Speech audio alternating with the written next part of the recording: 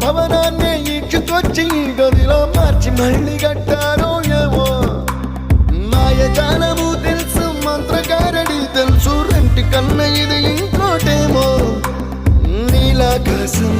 నేలాకొస్తే ఇట్టాగే ఉంటాదో ఏమో ఈ సంతోషం దాచాలంటే